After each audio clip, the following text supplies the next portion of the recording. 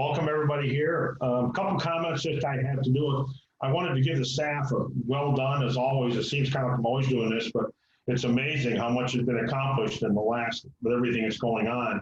It's just just amazing to me.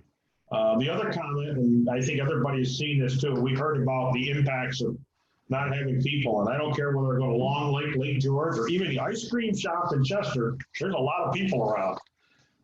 And so it's one of those things that's encouraging. Hopefully that'll help us as far as our financial issues as we get into next year. The other comment I wanted to make, I wanted to thank Ron especially and Jim. I know the budget committee met, we'll be going over it later. That was a great job. You did most of the work. We had a few easy decisions to look at. I thought that was really great. And the one thing, if anybody hasn't seen it yet, tomorrow is the cleanup down at Halfway Brook. And I know that'll come up a little bit later. So I guess that's all I really got to say. And now we need an approval for the minutes of the July meeting. I'll move to approve. Susan? Second. Oh, I saw Dan's hand went up, Dan Bruno. For second. Okay, now the treasury report. Aye. Oh, that's right, we got all those in favor? Aye. Aye. Carried. I gave my little comments earlier, just to start everything off. All right, the treasurer and financial report. Hopefully everybody received their packets. Yes. $317,863.49. We have received our second half of our county budget, the full amount. Bills for approval, $17,733.23. That was sent in your packet. I also emailed today you some extra bills that total $1,932.70. Could you hear, Rhonda? Yes. Yes. Yeah, the three of them came in this morning. I don't know if everybody had a chance to see them. The biggest thing is make sure they're signed and sent in to Rhonda so she can close that out. Let's see, we need a motion on the, Financial report and Grindle. yeah, we need a motion on the financial report. I'll move it. And Second. All those in favor? Aye. Aye. Aye. Carried. Correspondence. All right, we have a couple items here from the New York State Environthon Committee. I'll scan this and send this out. I didn't want you to have a surprise. And Dean, if you want to talk more about this, you can. But basically, New York has been awarded the 2024 National Environthon. And I can't remember when the last time was, about a decade ago, maybe, Dean? About that. Yeah, about that. Oh, yeah, 2007. So it was actually 13 years ago. So the committee reaches out to the soil and water districts for additional funding. Usually it's corporate sponsors, the college, and the districts. So, unfortunate with the timing, as in the past with the 2007 New York Canon Environthon, we reach out to districts for their support for this event and stepped up to support your funding or support with funding. We are again asking once again that you consider supporting the event with a donation of $3,000 that can be paid over a 4-year period all at once or whatever you feel you can pay. So this isn't something that we have to determine right now. I think it's worthy of discussion and consideration, and if we can, through some extra earned income programs, if we can manage it, maybe provide some assistance to the State Environthon Committee.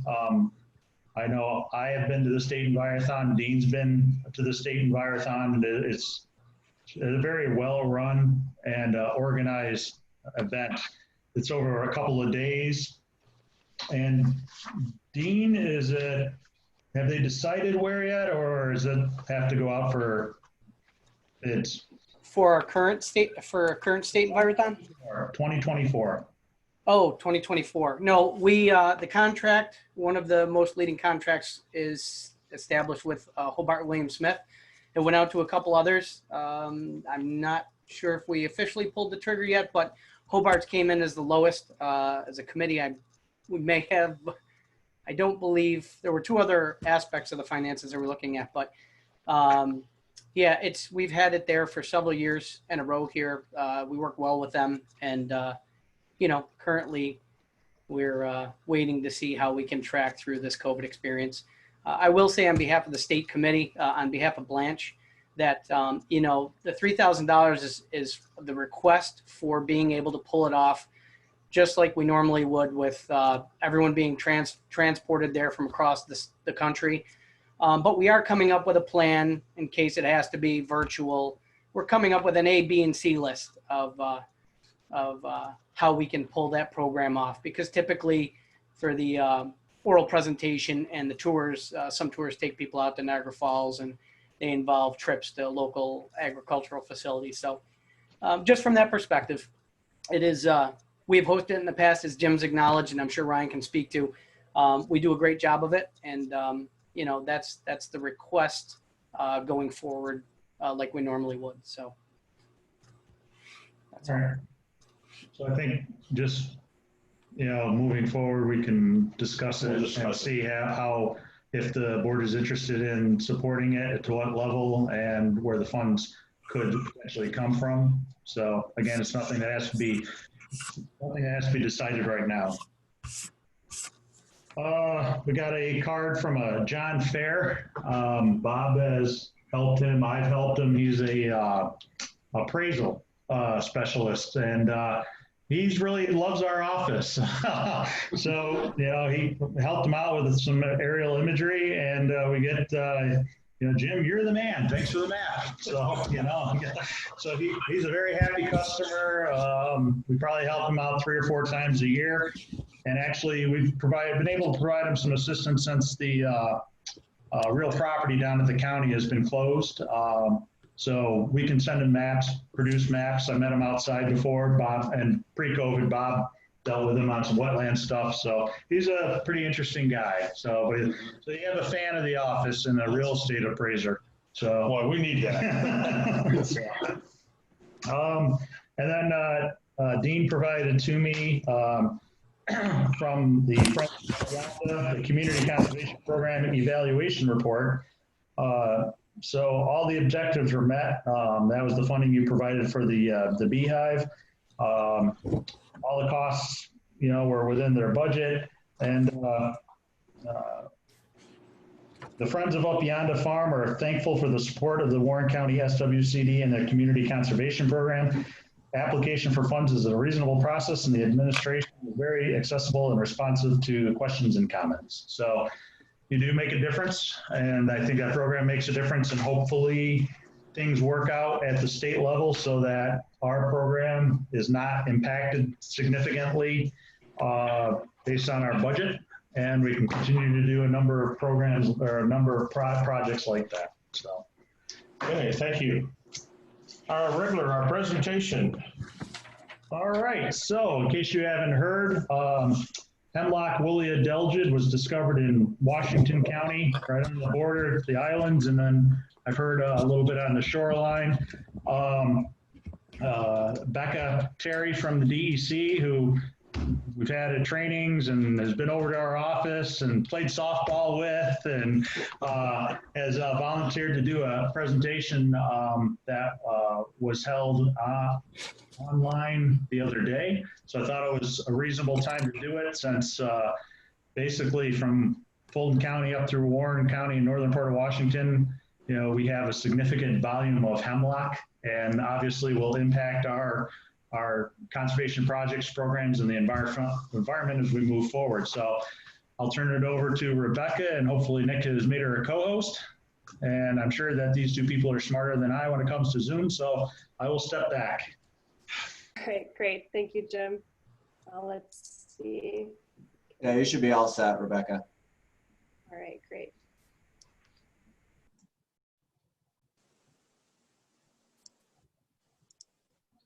Can you see my screen? Not yet. Okay. It might be smarter. We'll see if we can get this up here. If We'll you just do, blame Nick. if you do screen share, I would recommend choosing screen when it gives you the options, Okay. because sometimes the PowerPoint option gets weird on Zoom. Yes. All right. I just have to allow it on my computer.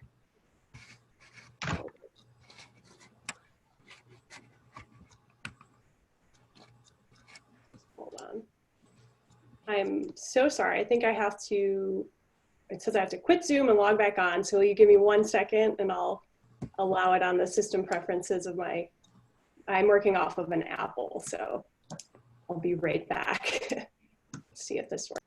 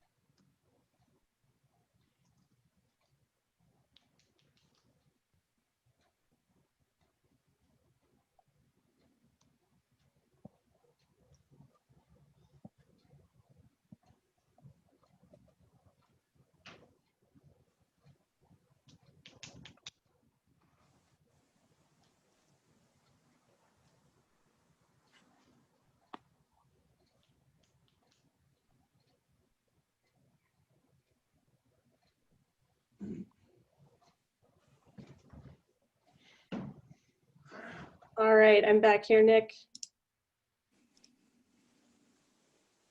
Great. All right. Yeah, I made you co-host there. Okay, thank you. There we go. All right, thanks for bearing with me, guys. Sorry about that. Let me turn on my video. Okay, all right. So my name's Rebecca Terry. I'm a forester out of the Warrensburg office at the DEC. And like Jim said, I'm here to give you guys just a quick update of the current situation of Hemlock Woolly Adelgid at Lake George. So the original report came in at the end of July through IMAP Invasives. And it was at the Black Mountain Glen Island Campsite 12, which is along the eastern shoreline. And it was confirmed through a follow-up survey at the beginning of August by DEC staff. And they found that one tree was highly infested, just like the report had said. And there were also 4 additional trees that were located in that immediate area. And then the surrounding campsites were uninfested. So based off of that original report, additional follow-up surveys were scheduled for the 12th and 13th of August. And based on that, they found 5 additional locations along a 1-mile stretch of the shoreline. And they think that it's likely spread by birds. They're about a 1/4 mile apart, which is pretty indicative of bird spread. And then last week, they did 3 more surveys by boat along the shoreline. And they did find a few additional sites to the south, and one within that 1-mile stretch.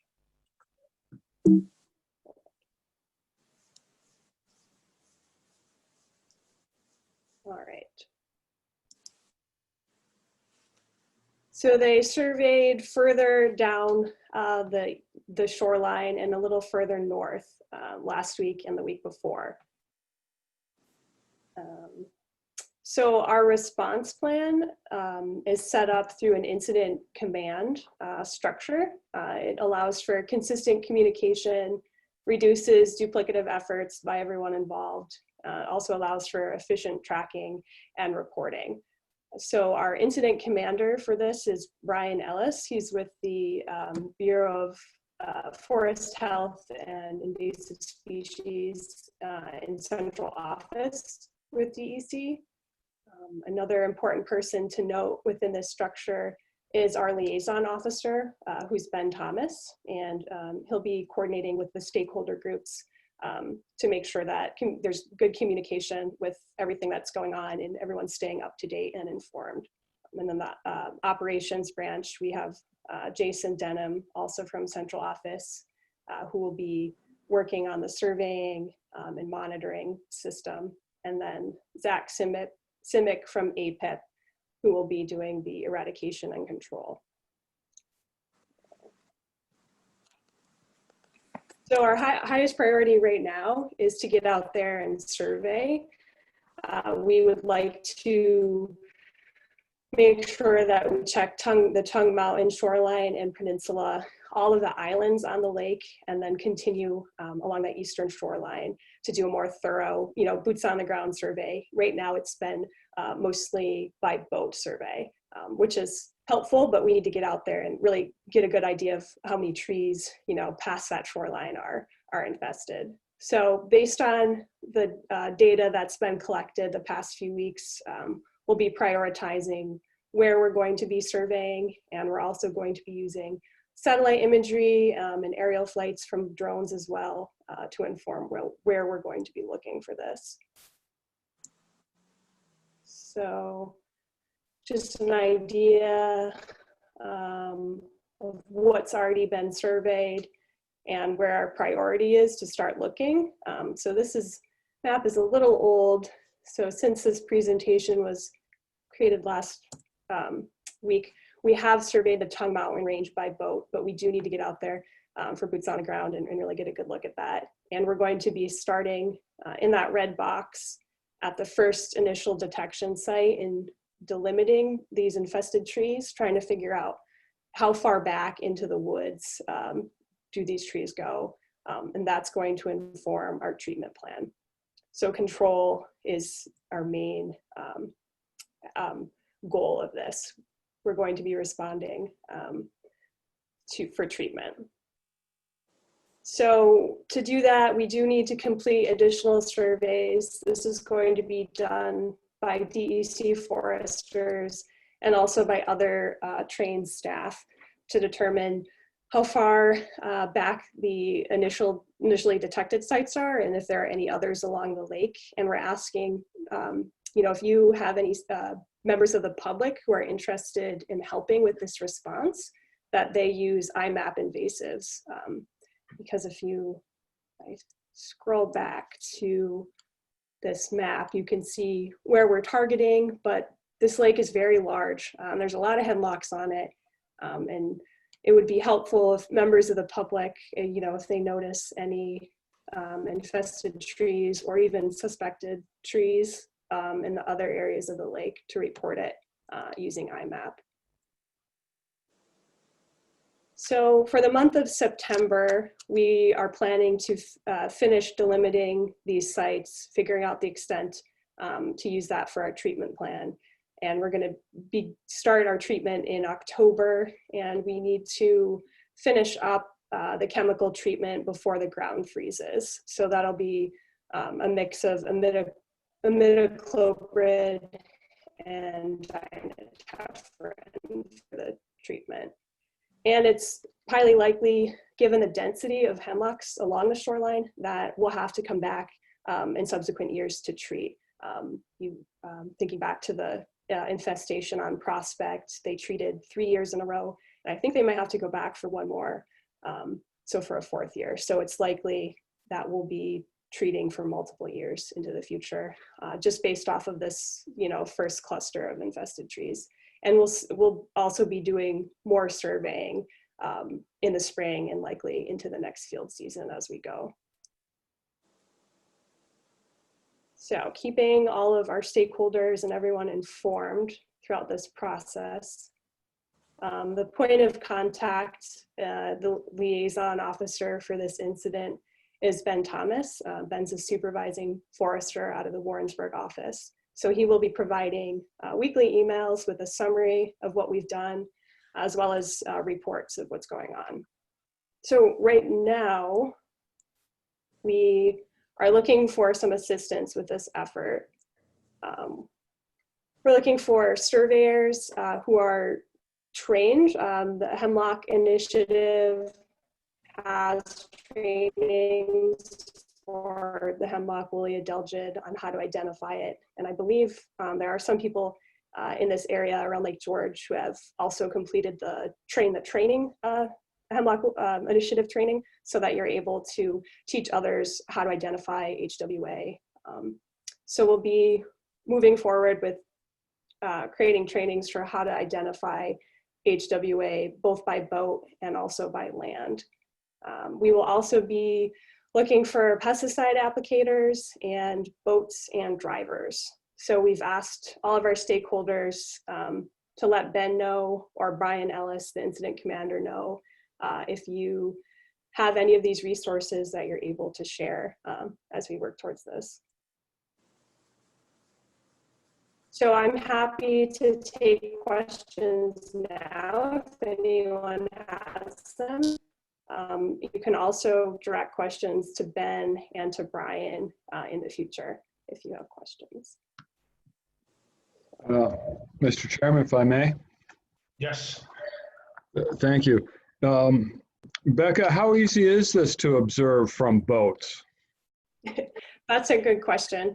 So when they've been doing these boat surveys, they're using vessels that are able to get very close to the shoreline, right up to the edge of the shore, and actually touch the trees and look at the branches, also using binoculars, traveling very slowly.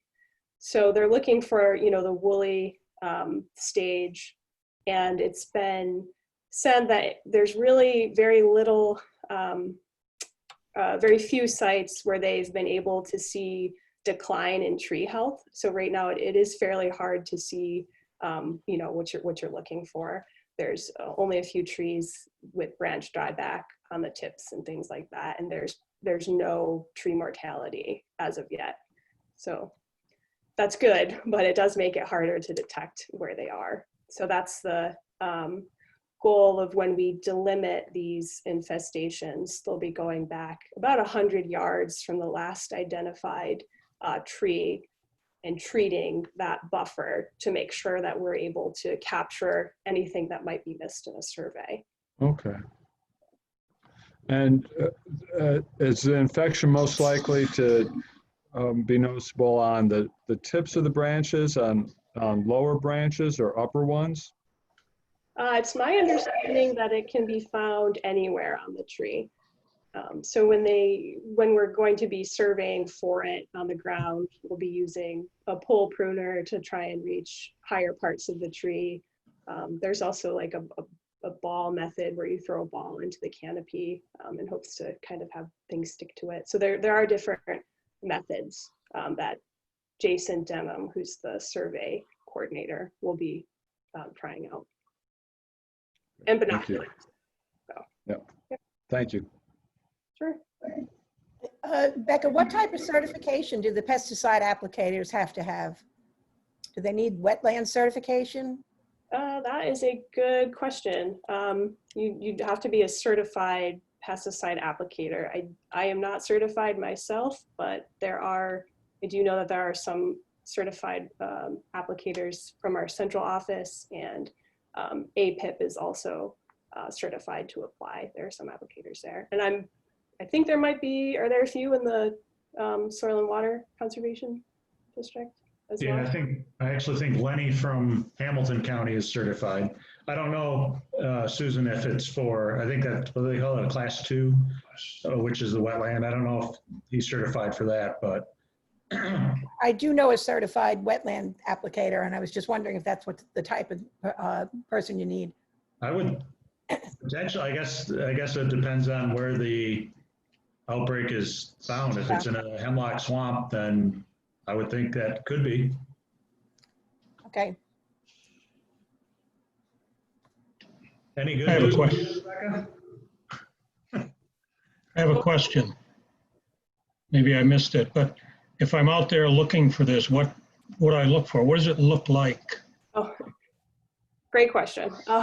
You're going to be looking for very small, like the size of a pencil tip, woolly, like insect on the along the branch by the stem of the needles. And they're not always in that woolly stage, but that's when they're most apparent and when you can really, see them visibly with your naked eye. So there's nothing else to look for other than the insect itself? That's correct. Right now, they've only identified a few trees with that have been impacted by the insect with like dieback of the branches. You could also look for graying of the needles, things like that. So What I'm getting at is, stressed. sorry to interrupt, but if I'm in a boat, is it readily apparent? Is it easy to see? Or do I have to get very close to the shoreline? You would have to get very close to the shoreline to see it. Okay. Thank you. Rebecca, can you go back to the beginning of your presentation? I think you had a photo there that showed what it looked like. Oh, I think I did. And Dan, when I saw it years ago in Massachusetts on a tree that was highly infected, it looks like when it gets to the point where there's a lot of the adelgids, it looked like someone took a can of Barbasol shaving cream and sprayed the whole tree. Oh, okay, so this is it here on the right. Yeah. As I'm viewing the screen. It looks almost like snow. Yeah. Right. Okay.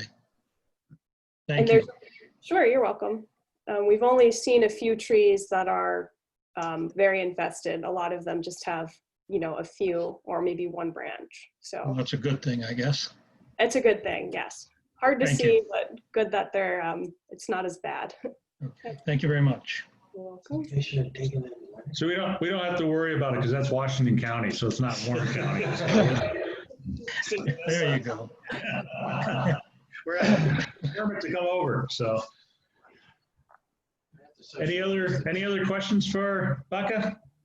I thought when this presentation came through last week, it was probably relevant for Yes, very much so. our folks here and give you a little bit more background on what's potentially out there and the potential impacts we've talked about before. I believe Ben did a presentation 2 years ago on it at our meeting. And so I'll put it this way. I mean, we could lose all the hemlocks, which will have significant impacts to our environment, but at the same time, Mother Nature hates a void. So she'll fill it back in with something, but it's going to change stream dynamics. It's going to change our water regime. It's going to change our deer herd and our deer herd management. So there could be significant impacts. And as we'll get into later, this is only one of the insects that was determined basically in 1 week. So Becca, you don't have any info on EAB, do you? It has been documented here. Yeah, keep your ears open for that one. Good presentation, very, very worthwhile. Great, thank you. And just want to emphasize that, the DEC's goal is treatment and control of this. So we are actively working towards that. All right. Well, feel free to stay on if you would like. Thank you very much. Excellent. If not, we won't be insulted if you drop off either. So. Okay, I'm going to sign off and thank you and sorry for the technical difficulties. Thanks for your help, Nick. I appreciate it. Oh, certainly. Thank you. Thank Yep. you. All right, bye guys. So one follow-up question or one follow-up statement. I think it was a year or two ago, I was listening to NPR and they were talking about this down in Tennessee. And the Smoky Mountains used to be called the Smokies because of the fog that they had. Now the Smoky Mountains, because of the needles that are all off of the hemlocks, it's gray because of the dead trees. So they estimate 95% of the hemlocks down there were killed. And the remaining 5%, there's a little holdover of some good genetics, resistance genetics, but the others are being treated by Fish and Wildlife and APHIS with chemical treatments to prevent all of the hemlocks from dying. Right. But, it could be very bad. Yes. So. So we won't have any ash, we won't have any hemlock. Chestnut are already gone. Yeah. Okay, we'll go on to the office operations plan, monthly review. So we don't have anything to really discuss on this month. Nothing's really changed. You know, the New York rate of infection is very low. It's not the lowest in the nation. I saw Vermont's was the lowest. But there's, at this point in time, the county is still encouraging departments to find ways for staff to work at home. So I think they're gearing up for that through the fall, and obviously on our agenda and last month's meeting with the laptops, we've discussed that, so we can get into that later. So I think we can move on, unless there's a question on it. Any questions on that? Okay, we'll go to the proposed budget review. Instead of having, I can go over, or would one of the subcommittee folks like to go over it a little bit first?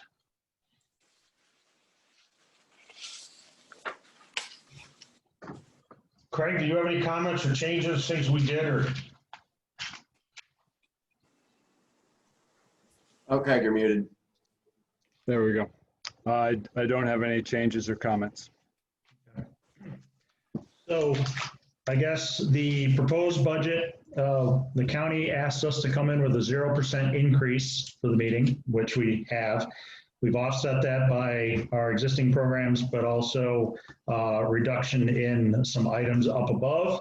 One adjustment that I'm aware of is the cell phone, depending on what the board decides to do. We had put in $1,200 for that. That might be $1,260, but other than that, everything else is fairly solid. We will not know about health insurance until November. So we can't do much about that, but Rhonda went up 15% as was recommended. And we were able to keep our vehicle fund in there at $10,000. The budget committee was made aware of that in about 3 years. We estimate the our diesel 1 ton, which is used for the hydro seeding program, will likely need to be replaced. It's just from towing heavy equipment, it's wearing out quickly. And the diesel 1 ton will probably be somewhere around $70,000. Our car has 72,000 miles on it. Probably make that last over 100, but that'll be 30,000. So right there's $100,000. We are good on our what we call our projects account, which are the funds that we use to draw off of for Basin Program and DEC grants, and we'll wait reimbursement from those entities, so it doesn't affect our general fund. So we're good at 31,000 there. And then the liabilities account is still underfunded, but we've been slowly putting some money in every year and trying to build it up. But between the vehicle fund and the liabilities account, I believe we need about, I can't remember, $100,000 or $120,000, somewhere around there, to satisfy those if they were fully funded at the same time. So the liabilities includes myself or Bob or Dean or any staff member leaving. They get a payout on some of their sick time, actually 50% of the sick time, any accrued vacation time which hasn't been utilized, and unemployment, because right now the district does not have unemployment insurance. It was elected a number of years ago to not do that and to pay as necessary because of the lack of turnover and the discharge from service for it. So anyway, this is the budget that the budget committee approved to bring to this board. I think it's reasonable. We did. And so Ryan's on the line. I did do a 20% reduction of state aid, just in the off chance that it's that. I know some of the agencies are saying 20% for their agencies, but that means we still have funding though for Part C for our programs. And if it's not that steep, then that just goes back to the programs. So, or our liabilities or our vehicles. So. Yeah, one thing I was going to mention, something we talked about too, if you look at the janitorial and maintenance, you'll see it's an increase. And one of the things that was discussed is getting a deep cleaning service to do a real all-out cleaning in the office. And nobody did. That was a little bit of an increase, not a tremendous increase, but. Yeah, they were supposed to get back to me. The DPW has a contract with North Country Janitorial. I spoke to them. Their person was supposed to get back to me and they hadn't, but we'll work on it. Okay. Did, let's see, Dan or Tim, did either one of you see anything on the budget that you had a question of? The other folks were part of the subcommittee. Nope, no questions for me. No, nothing for me. Okay. And then I know Rhonda included, basically, if somebody asks, we have that budget sheet we update every year of going back to 1998, basically, the past 23, 24 years of budgets. I think it's important for folks to see that if there's ever a question, but to show our increases and the percent increases, and I think it tells a good story. So, Yeah, really good idea. okay, well, I would say that if everybody's in agreement, have a motion to approve, and then we can take this to our September 4th. Okay, a motion to approve the budget as proposed. So moved. Tim? Second? A second. Mike? All those in favor? Aye. Aye. Okay, thank you. Job well done. Thank you very much, especially Rhonda. Yep. Okay, we go on to the performance measure requirements, COVID review. All right, so we didn't need to spend a lot of time on this. You've received these in the past. I just finally got caught up. Let me get to,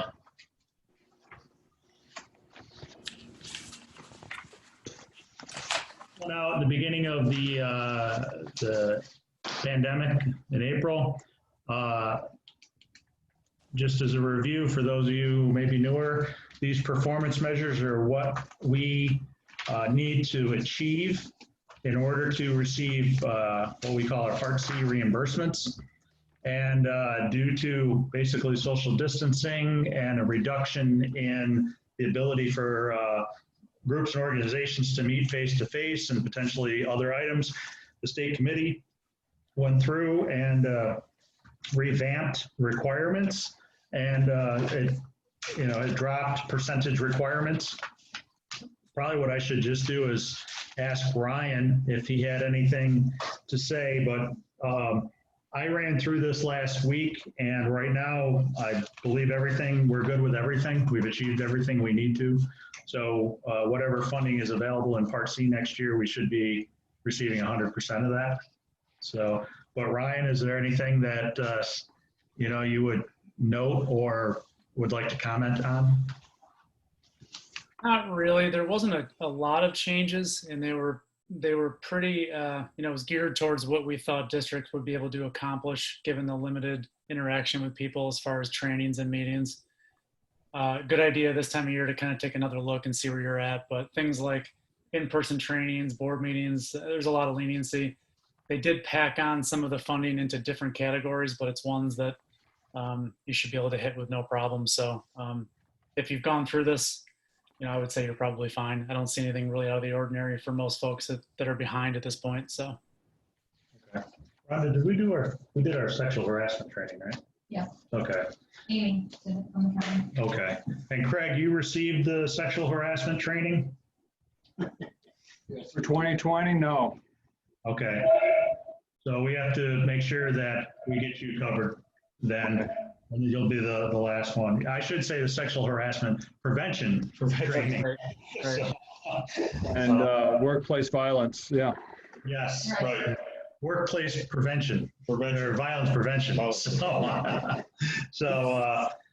all right. So we'll make sure that we get a link to you, and you can just do that. I'm sure at your office. I think we did that a year or two previously.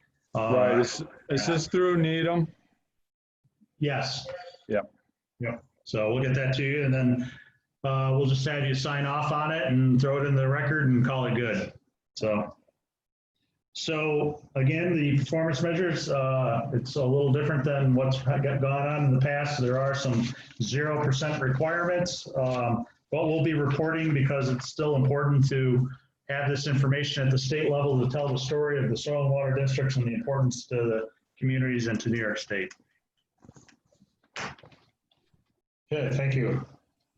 Annual plan of work recommendation for 2021. So in your packets, you received the 2020 annual plan of work. That would just have you be able to take a look at your leisure to go through and see if there's any questions you had or any new projects or programs you would like to be considered for 2021. This needs to be developed and submitted to the state committee by, Ryan, if I'm correct, November 1st? That's right, or anytime before I can review. Yeah, so usually August is when we talk about it and September is when we approve it and get it off. So if you have thoughts or ideas on additional projects or programs that we can include now, what happens is this goes to the state committee, gets reviewed and approved, and then we have state indemnification on our projects. We do have some lines in there basically saying, you know, as projects or programs come up, I'm just trying to see if I can find one.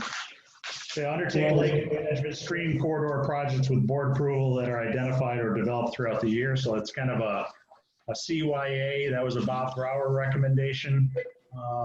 So as additional projects or programs come up, it's basically allows the board the ability to approve that, and we should still be covered. So, but Jim, the only thing I noticed is on page 5 where it mentions the tree and shrub program. It says 2018. Oh, okay. Also on page 5, you have the stormwater and erosion control training workshop. So in the budget, we talked about increasing that some. I guess that doesn't. Well, I can add that, usually add in person or through, you know, online platform. Okay. Yeah, that'll be fine. So please send any recommendations to myself or Rhonda, and we can develop this project and for you to take a look at. We'll get this out if, let me take a look at the calendar here. Of course, my calendar is missing. Oh, there it is. So our September board meeting is the 28th. If we could have any recommendations to me by maybe the 18th of September, I will send an email after this meeting. Just doesn't have to be very heavy duty, just subjects, thoughts, musings, and we can certainly take a look at adding them at the pleasure of the board. Okay, good, thank you. 2021 Part B Project 6000. So I sent this out this morning. Apologize for the lateness on that, but this is a Part B project. Again, we get parts A, B, and C. We've already mentioned C. Part B is a project request. It's up to $6,000. We generally, I think in almost the entire time we've done Part B projects, have this go towards salary. So this is worked into our budget. So what we're looking for is if anybody has any suggestions for this, it needs to be submitted to the state committee for review and approval. It's up to $6,000, but we always exceed that. Most projects don't end right at $6,000. This past year, we have the sampling that Bob has been conducting on the city reservoirs, and he's going to go to Lake Sunnyside and Rush Pond to get some baseline information. And it's time. So again, that goes back into our budget. Some of the staff has thrown out a couple ideas. We'll have this put together to you for next month to take a look and consider. We're talking about some ag practices here at the office, and also like geez, I can't think of that. Oh, help me out, Nick and Dean. Like a native plant nursery? Yeah, taking some of our stock that we get from tree and shrub and actually opening up an area here and planting it for our projects. Ryan, is that something that would be approvable? Creating sort of your own little mini nursery. Yeah, for our Uh, projects. yeah, if you to build that into one of the categories there for Part B, I don't see a problem with that. It's pretty open and flexible. Yeah, and we had that idea. We had an idea of what we talked about this year before COVID of doing some test plots of cover crops to find out what works well in the Warrensburg, New York area. That would be fairly low cost, and we could certainly have two. I kind of like to have the two Part B projects because it mixes it up a bit and you get a couple different items. So, but again, we were asked by, and this was obviously before he sadly passed away, Doug O'Brien from Loon Lake had asked if we had the potential of doing an update to the Loon Lake watershed assessment that was done.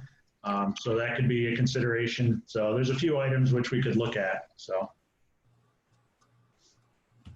and again, it didn't need to be decided now. I just wanted to bring it up to get it in everybody's thoughts. All right, thank you. And again, please get that information to me by September 18th. Again, I will send an email after the meeting in regards to these. Okay, I think the next topic here, the local invasive species ID, I think you can sign me up for the next one. I have fished there at the site on the Schroon River about 10 times earlier, trout fishing up there, and I never noticed the ash borer. That's pretty bad. I guess I was so excited to go fly fishing, I didn't look. So the species identification will be, I probably looked at it and thought it was somebody rubbed their canoe against a tree. So I'm a good one. So Maren, there you go. Let me get rid of this and get back to, where are we? Hang on, sorry. Okay. So Maren, did you want to discuss that, your training? Yeah, so I mean, we've talked about it, I think, in a bunch of our board meetings now, but just doing the push for identification and doing some mapping of invasive species, and I think especially this month with them finding 2 new forest pest invasives, just how important it is for like Warren County, or even if you're outside of Warren County, anywhere that you're recreating. So Bob and I have been working with Monica from Lake George Land Conservancy. We basically are hosting 3 webinars. Each webinar will have the same information, but it's for folks like if you can't make one of the dates, but you can make another one. I strongly encourage everybody to tune into those, but it's going to be for riparian and aquatic invasive plants. And then Monica is speaking about the hemlock woolly adelgid and what they do for monitoring, because they have lots of, in a normal year, they have lots of volunteer opportunities to go out onto some of their properties to be looking for that pest in the winter time when it's easier to spot it. But basically we'll be going through identification, management, and monitoring for some common invasives. And then we have, again, the scouting and restoration toolkit buckets, which we really want to get around to communities. If you want to encourage like your highway department, I got an email from Andrea Hogan, who's going to send some people from Johnsburg to listen to the webinar, and they'll get some buckets.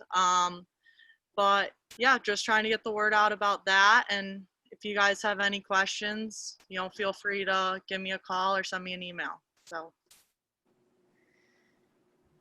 All right, thanks. Yeah, EAB is obviously, I don't think that comes a shock to most people who are in the environmental field, but whenever something is confirmed, it is a little surprising. So I didn't even notice it.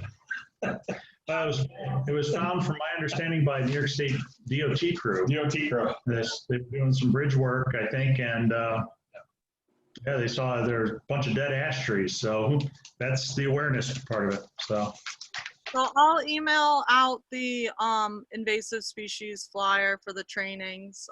So if you guys are interested, you have that information, and feel free to send it out to folks you think that'll be interested. Okay, thank you. Now we're going to go to the August 25th, tomorrow, the cleanup. So we are still doing a stream cleanup. I actually reached out to Dan. For some reason, I can't remember his name. Warren County Health, Dan.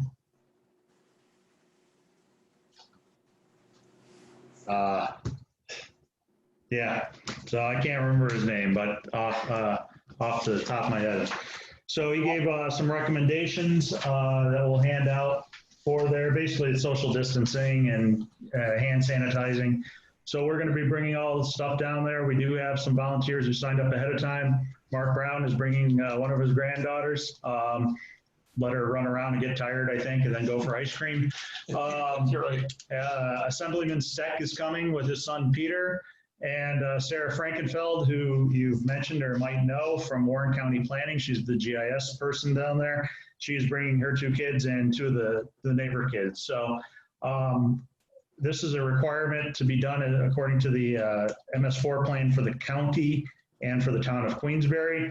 So usually we advertise it pretty heavy. I sent out basically 1 notice, and we got a few people, and we said, that's probably good. So it looks like we'll have 6, 8, 10 people, plus Marn and myself, so 12 people, which is about the 2nd largest group we've ever had. So, but if you would like to come down to Hubby Park, we're starting at 1 p.m. We'll clean up around there. And if we still have time and the weather's great or decent, then maybe go over in front of Lowe's and work over there for a little bit. But it accomplishes the couple of the goals for the municipal separate storm sewer system program. So. Okay, it's fun to be had by all. Mm-hmm.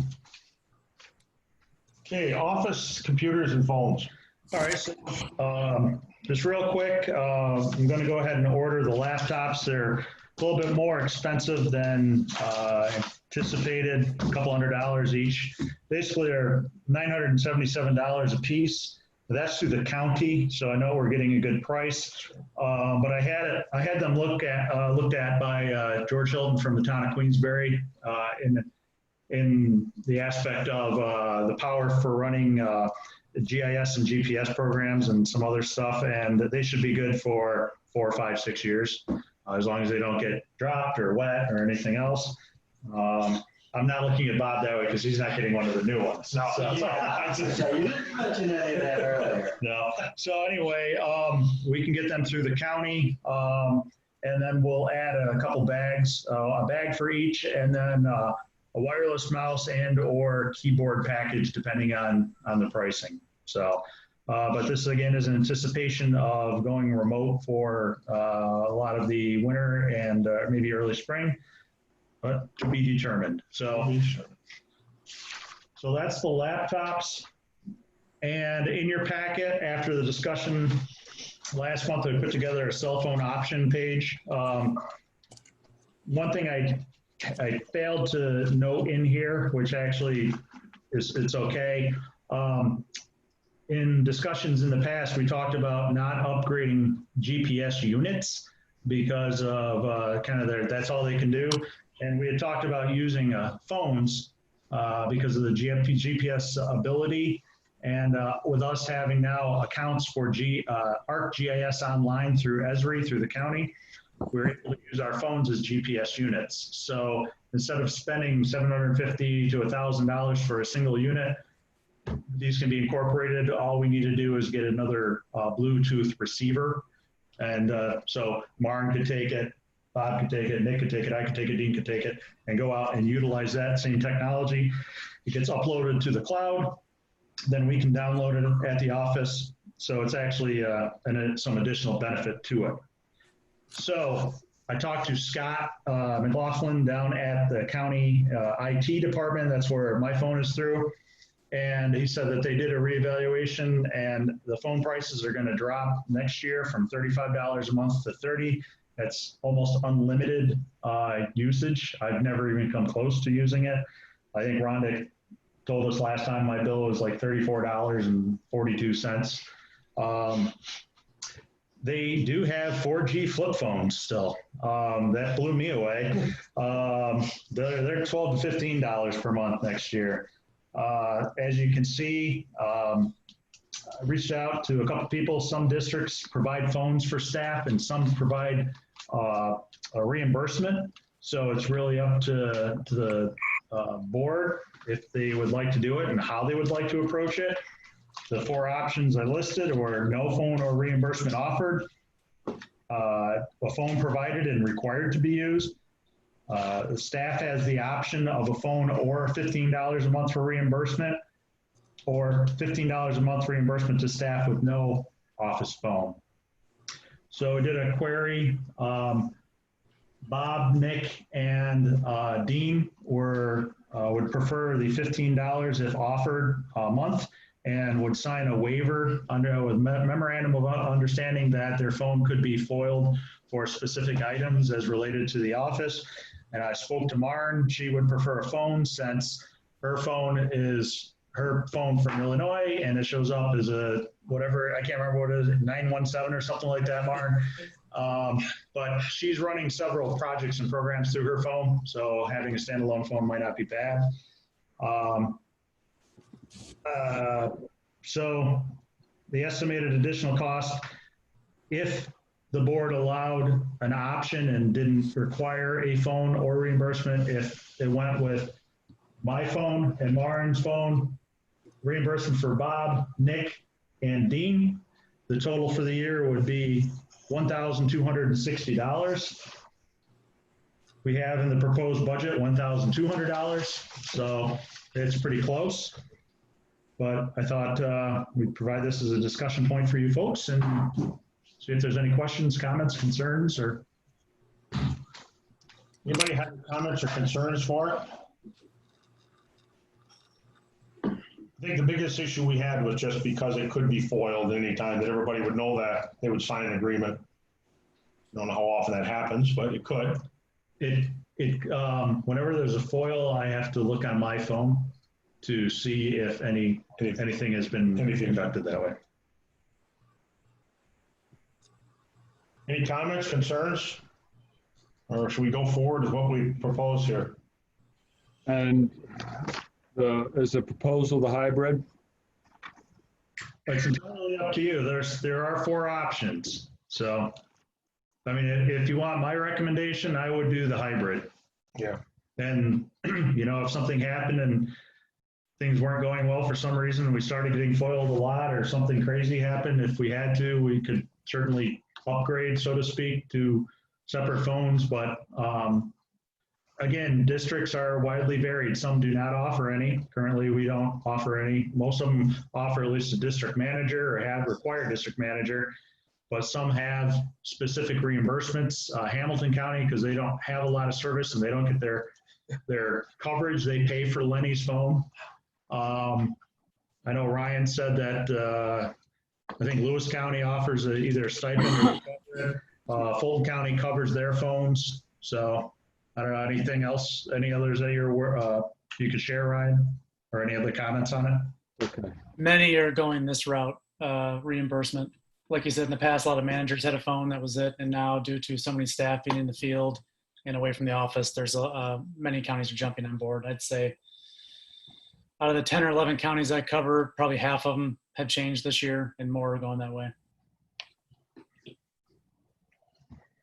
And if you weren't on before, how we came up with the $15 basically is kind of looking at breaking the day into 3 8-hour chunks. 1/3 you're asleep, 1/3 is your personal time, 1/3 is work, which sounds kind of sad when you kind of say it out loud. But if we got everybody a phone, it'd be $30. So out of that 16 hours of awake time, half and half, 8 hours, $15, and call that good. So I would move that we approve the hybrid plan. It sounds like that's the best way to serve the staff. That seems to be their preferred method. It sounds good to me. I second that. Is that Dan? Dan? Okay, all those in favor? Aye. Aye. Aye. Carried. Okay, grant project updates. So first of all, let me say, I would like to say we're sorry that most of us, Bob and Dean got reports in, but the rest of us didn't. It's been a busy, I don't know if August actually existed, but it's been exceptionally busy. So usually we are able to get some grant information there, but right now, as far as the grants that we have not received from last year, they're still at the Office of the State Comptroller. I spoke to the DEC. These are the culvert planning grants, of which we have three. We have implementation grant, and we have a stormwater planning grant. Those have been approved by the DEC, and they're just waiting for the State Comptroller to submit and send it out. The state, I think, is doing what it did a few years ago with the fiscal crisis of basically holding contracts, and then when they get a sum of money, then they're letting out a certain number. So those will be coming hopefully soon, but at the same time, we put those in, program those into next year, so that works out. And then I think for the rest of if somebody has an update, we could let them do that at their board report. So, Okay. Community Conservation Program. none submitted this year. None submitted, okay. This is something we were going to need to discuss a little bit. The September board meeting, we've thrown this around and something I want to hear people's comments on it. Jim, go ahead. I know you had a suggestion. Well, if people wanted to have one meeting, where we met, I think, it should be done sooner than later. Looking at, again, some potential projections. If we don't want to do it, that's understandable too, but we could have it outside. We have our large tent. We have several pop-up tents. We still have to, trying to make some sunshine out of it. We do have our griddle that we haven't used and would be happy to make some burgers or hot dogs for folks. We take our temperatures and everything, so. Someone was.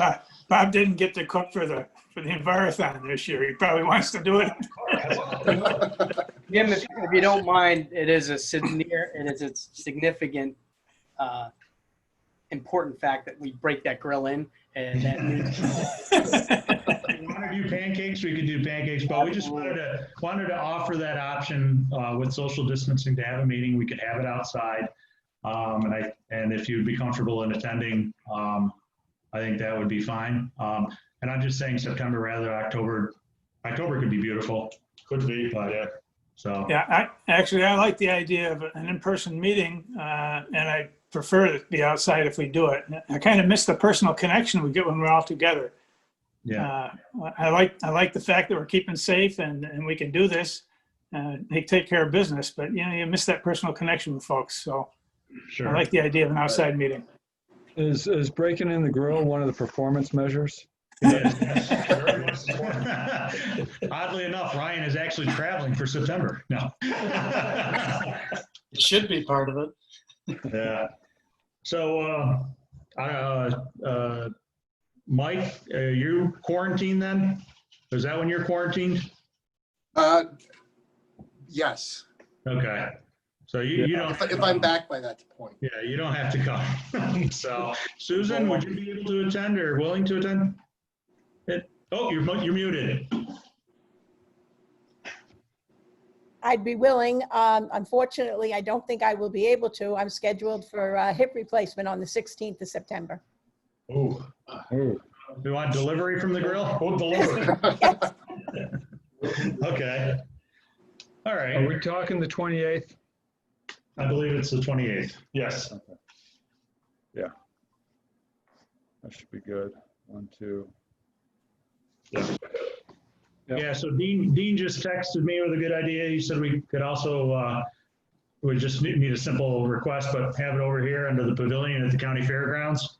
So, it's right across the street here. So I'm sure they wouldn't have an issue with that. And if they did, we already stole 2 picnic tables from them. We can steal a couple more anyway. So. Yeah, that's a good location. That would be there's enough room in there too. So, Dan? Was there any limit on the hot dogs and hamburgers? Absolutely not. No, I like the idea, seriously. Can you skin grizz as fast as you can bring them? So, There you go. Greg, would you be interested in attending? Yes. Okay. All right, well, what I would say is let's plan for the 28th. If it looks like we're going to have torrential downpours, then maybe alter it and see if we can kick it off until October and see if October is nice. So that's, it being 2020, we're going to have a hurricane coming through on the You 28th. never know. We never know anymore. So, all right, thank you.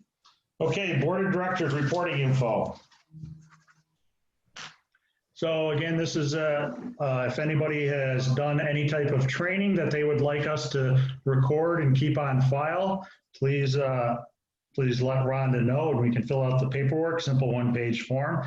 It's an easy way for us during a normal year to keep track of items that count for performance measures. So, Okay.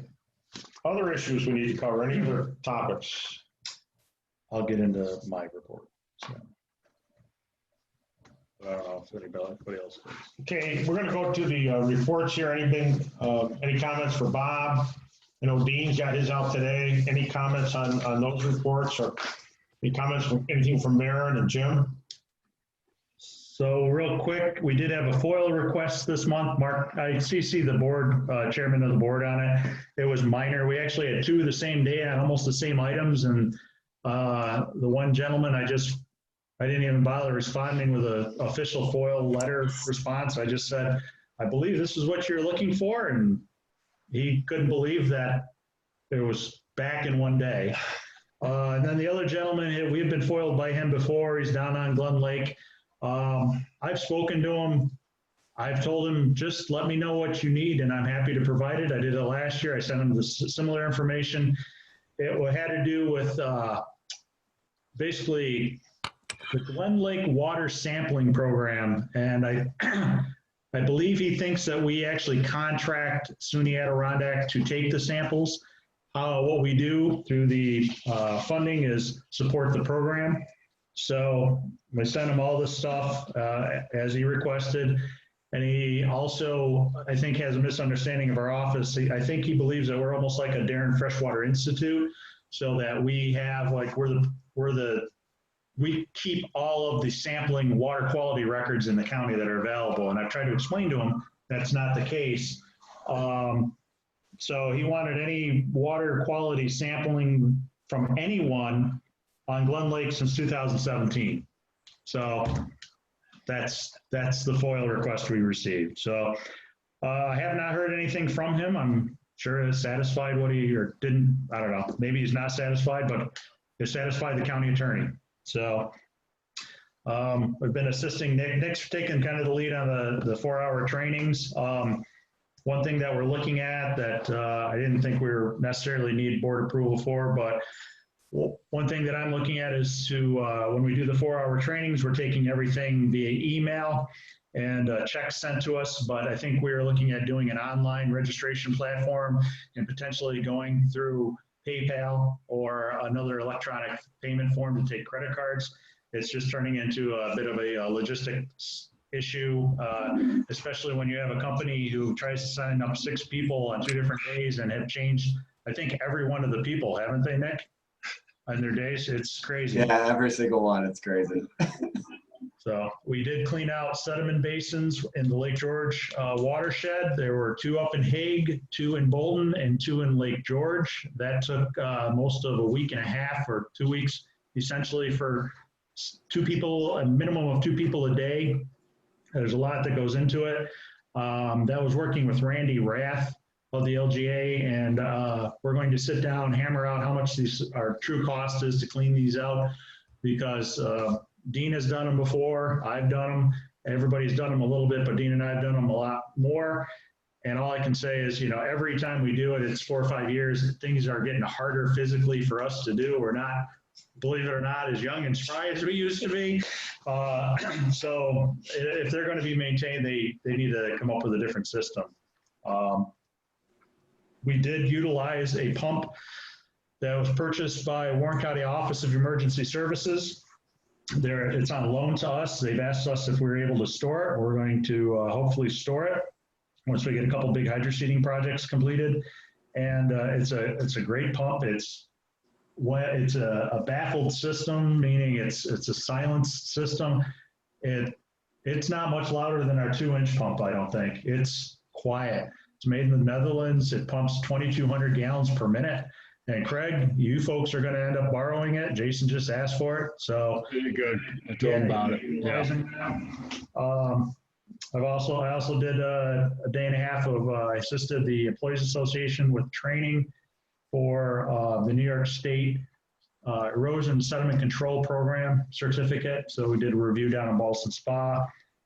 And for better or worse, Maren and Nick had me help them plant their urban agriculture grant, and to replace some plants down in Queensbury. So whether they wanted me to go or not, I forced myself into it. And that's kind of what I've done for the last month. Maren, we can ask you, was he good at this, or, you know? Jim was an excellent helper that day. So actually, that's a good segue. Yeah, we're happy to get that hedgerow garden in and just see kind of how that comes together, because I think it's probably the first hedgerow garden we've done in Warren County. So that'll be nice to have at the Paper Mill Park and with the community garden. I did not do a board report this month because it was a bit of a learning curve for me on the sediment basins and working with the guys on just being out in the field and coordinating that. But all in all, I was happy to be a part of it. It was exhausting. This would have all been in my report and some pictures too. But one other thing I started working on for this month and a little bit last month is, you know, for the Warren County Bikeway Gardens, I have finally met with Tim Benway. We laid those out, and he is going to start clearing out those 2 gardens. This was through our Lake Champlain Basin Program Habitat Grant. I have been working with a few nurseries on trying to get plants, but I do need to do get approval for spending up to $7,200 on plants. I don't think I will spend that much, but that is what I had estimated for those gardens. And those are coming out of grants, correct? Yep, through the Lake Champlain Basin Program Habitat Grant. So Bob had done the bee mats and the materials for that, and then I just have to get my garden plants. So that's all reimbursed. That's all reimbursed. Yep. So did you want to approve that? Do we approve that? Do we need a motion? Yeah. We already did that. Oh, we already did that. Oh, we're ahead. Sorry, that's my mistake. Well, regardless, keep it on your radar for an email, because we have 1,000 square foot garden we'll be planting and an 800 square foot garden. And we'll definitely need a few extra hands beyond just Jim coming out with Nick and I. So, yeah. Sorry. I don't take any offense to that. A little bit bigger gardens this time. One's in Glens Falls, one's in Yeah. So one's in Glens Falls and one's in Queensbury. So, Mr. Bruno, thanks for volunteering. Not a problem. If I'm available, I'm serious. I'll be more than happy to help. Okay. You know, I might be able to wrangle in a few other supervisors as well. This was brought up recently at a committee meeting. Okay. Appreciating the gardens by the bikeway and the idea such. So Yeah. Would you recommend anybody, or send it out as a general email through the Board of Supervisors? Send it out, General. Okay. Yeah. Okay. Glad to hear there's a positive response. So I think we had a few concerned community members, but I did a little letter for Kevin Hajos to speak with some people about. So should be Okay. nice. Okay, how about Dean? Do you have anything else you want to add to yours, Dean? I'm getting there. No, DEC 15 is going well. Martin and Bob have been able to use some of those funds for Upper Hudson and other water quality projects that we're taking care of.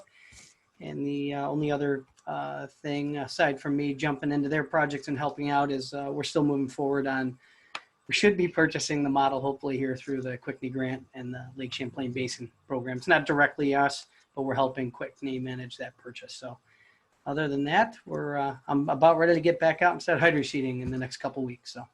Okay. Bob? I was just quickly trying to find my my report to see what I even wrote at this point. I think I was nearly unconscious when I wrote it. No, I don't think Want me to read it to you? I'm not even sure I could listen at this point yet. No, that looks like it. And the other item that I asked Bob to do was to develop a folder of what they used to be MSDS sheets. What are they called now? SDS, no. What does that stand for? Safety. No. Yeah. Safety data. Material. The safety data sheets. We should have that for all the chemicals, and so Bob is putting that together. It's cleaning chemicals, our hydro seeding materials, anything we have downstairs. So we'll be in compliance with that. Okay. Nick? Yeah, Nick, we haven't forgot you. Yeah, I apologize that I didn't get a board report this month. It was a crazy couple weeks, and let's just say the sediment basins went like the rest of 2020. Torrential downpours and ground bees were involved. Yeah. No, but everything's been going really well actually, and September looks like it's going to be as busy as August was. Martin and I completed our soil health workshop for the NACD grant, and then we're meeting with some of the community gardeners on Wednesday to plant cover crops to really kind of finish up that grant. For the Trinity Rock Road Stormwater Project, I received the draft designs from Corinna and Kathy Suazo, and those designs are looking great. So that project is moving forward nicely. 4 hours have been going really well. Last week, I think we had like 23 people in the 4 hour, and I think we have somewhere around 20 people signed up for tomorrow's 4 hour. And Nick, we should probably interject and just say it's interesting because there's hardly anybody locally right now. Right. I mean, 95% of the people are from Dutchess County South. Yeah. And it's interesting. They are not shy. Not at all. Very entertaining. Yeah. It's been enjoyable. I've also learned from some of these southern folk as well, which is nice.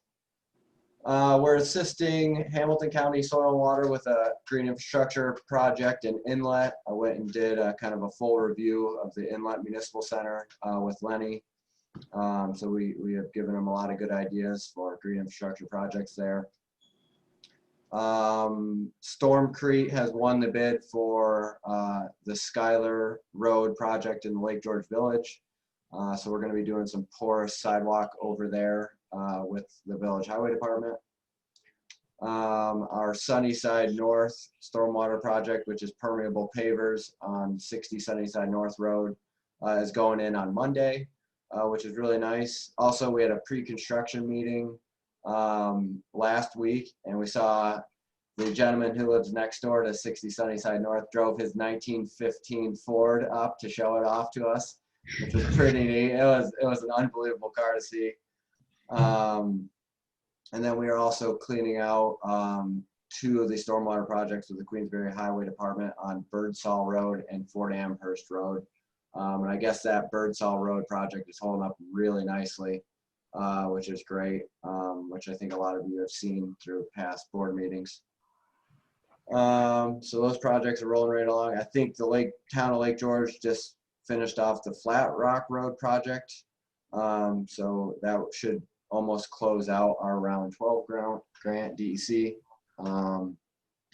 And that's just a quick overview of what's happened in the past month, I guess, that I can remember. Well, it sounds like you've been busy. Yeah. Last but not least, Ryan. Sure, I'll keep it brief. AEM 5-year strategies are due at the end of the year. So we have a lot of information on SharePoint to those. If you guys are developing those and have questions that come up, just reach out. We can help with that. The Conservation Skills Workshop has gone online, as you may have seen, the week of the 14th of September. So a lot of classes accessible via webinar. The week following that, they will have some field components to that, and hopefully you've seen those come out via email if there's interest there.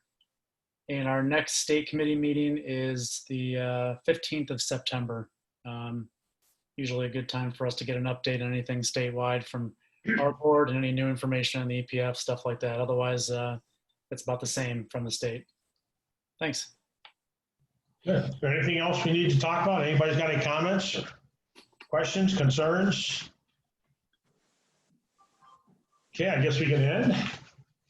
Tell everybody to stay safe, keep busy, which I see. You want a motion this time? Yeah, we'll have a motion this time. A motion to adjourn. I'll move it. A second.